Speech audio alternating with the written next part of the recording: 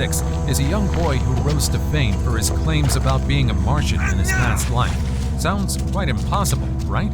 At a young age, Boris immediately caught the attention of many for his incredible intelligence. At just 4 months, he could already speak words, and by 8 months, he was speaking complete sentences. It also seemed like he had a natural inclination toward astronomy. At the age of 7, Boris first gained attention when he told detailed stories about his past life on Mars during a family camping trip. These stories were so compelling that they caught the attention of a professor who was present and led to coverage in the Russian newspaper Pravda. In an extensive interview at the age of 11, Boris described civilizations on Mars and how they were nearly destroyed by nuclear war. He claimed to be reborn on Earth with a mission to help prevent a similar fate here. He also mentioned other indigo children like himself, who were supposedly Martians reborn on Earth. He made an enigmatic prediction about the Sphinx in Egypt, unlocking a significant change for humanity.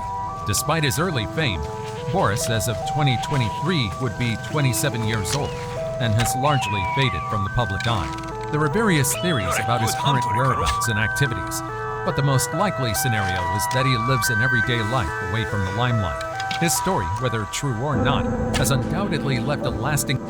Studies showing high cholesterol in people with higher cholesterol, less cardiovascular incidences than people with low cholesterol, because we've been obsessed with driving those numbers down as opposed to getting to the cause of it. Lasting impression on UFOologists, and many continue to believe that Boris is indeed a true Martian. Before we go on, like this video, smash the subscribe button, and click the notification bell right now. Number 19. Peter Faust. Now here's a pretty different story. Peter Faust was a young man who claimed he had been abducted by extraterrestrials. It all began in 1988 when he was 33. His earliest memories date back to when he was about 8 years old.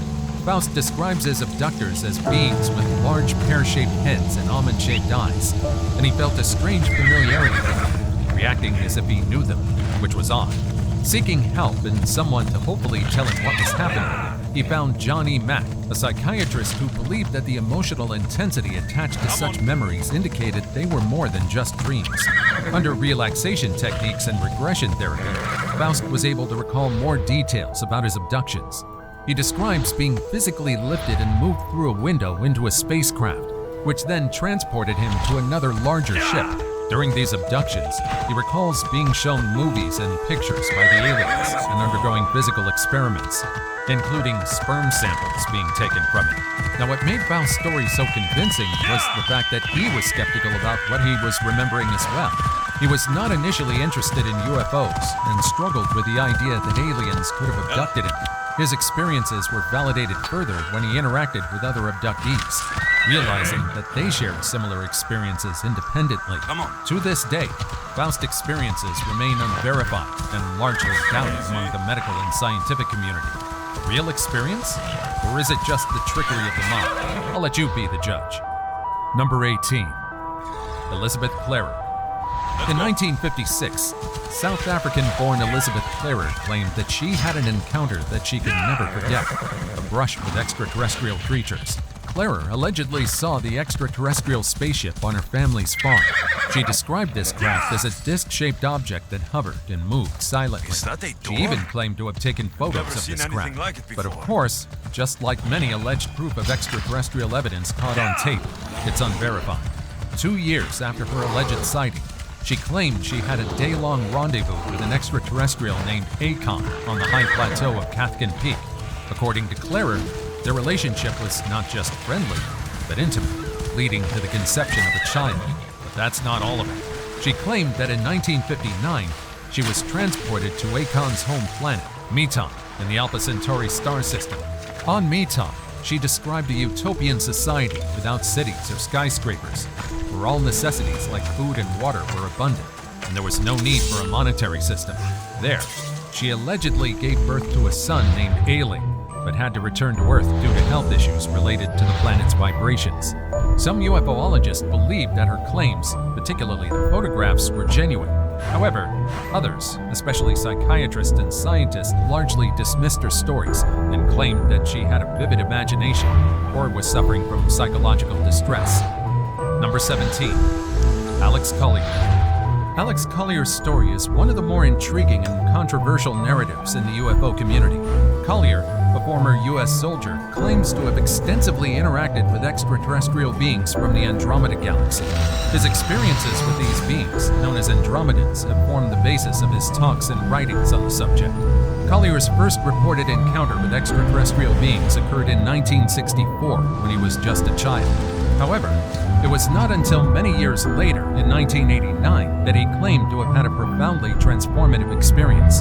According to Collier, he spent 92 days aboard an Andromedan mothership, a period he describes as a privilege. This experience supposedly occurred in alien time, which equated to only 18 minutes on Earth. During his time on the spacecraft, Collier described interacting with beings of various appearances, including a very old short man and a young tall man with blue skin. He also detailed the ship's advanced technology, which he claimed was 900 miles long and featured 24 levels, including a vast park area capable of creating artificial sunrises through holographic technology. Collier's description of the ship's interior suggested it operated under different physical laws, making it seem larger inside than outside. Mind-boggling, isn't it? Collier's stories continue to spark debate within the UFO community to this day. Number 16. Betty and Barney Hill. On the night of September 19, 1961, Betty and Barney Hill, a couple from Portsmouth, New Hampshire, experienced what would become one of the most famous and thoroughly documented alleged alien abductions in history. While driving home from their honeymoon in Montreal and Niagara Falls through the White Mountains of New Hampshire, they encountered a mysterious object with flashing lights in the sky. This encounter set in motion a series of events that would forever change their lives. Betty, using binoculars, saw what she described as a spinning object in the air. Barney, skeptical at first and a pragmatic man with an IQ of 140, was taken aback by the sight of what appeared to be a large, round, flat object hovering just above the treetops. He stepped out of the car cautiously. As he approached the object, he saw figures in gray uniforms behind rows of windows. In a state of panic, Barney returned to the car. As they drove away, they heard rhythmic beeping sounds from the car's trunk.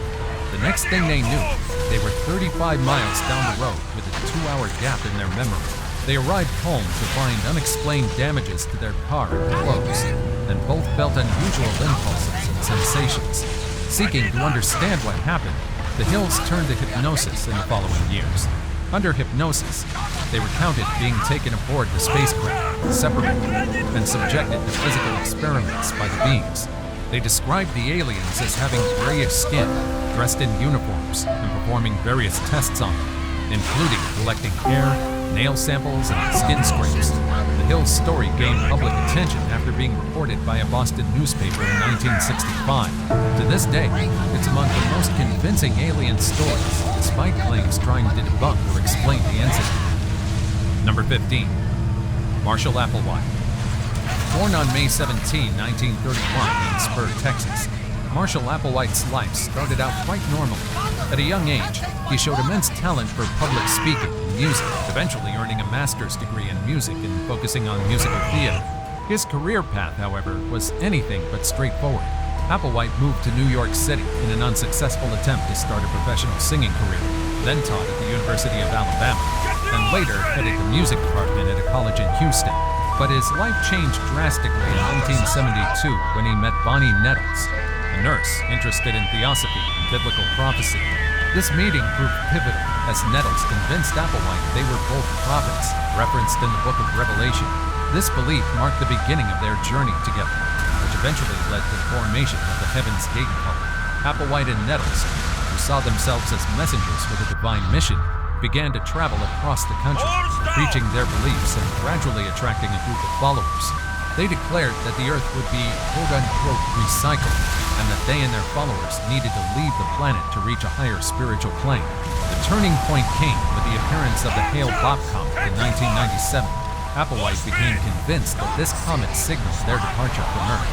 He believed a spaceship trailing the comet would take them to the next level. This is just the tip of the iceberg of Applewhite's story. If you want a rabbit hole to go down, then perhaps reading about this case will intrigue you for hours on end. Number 14. Nina Kulagina. Born in 1926, Nina Kulagina is a Russian woman who has gained fame for her psychic powers, particularly in psychokinesis. Her phenomenon was the subject of academic research in the Soviet Union during the last 20 years of her life. She joined the Red Army's tank regiment at age 14 during World War II, and later became a housewife. Kulagina came to international attention in the 1960s when silent black and white films made for Soviet authorities under controlled conditions showed her moving objects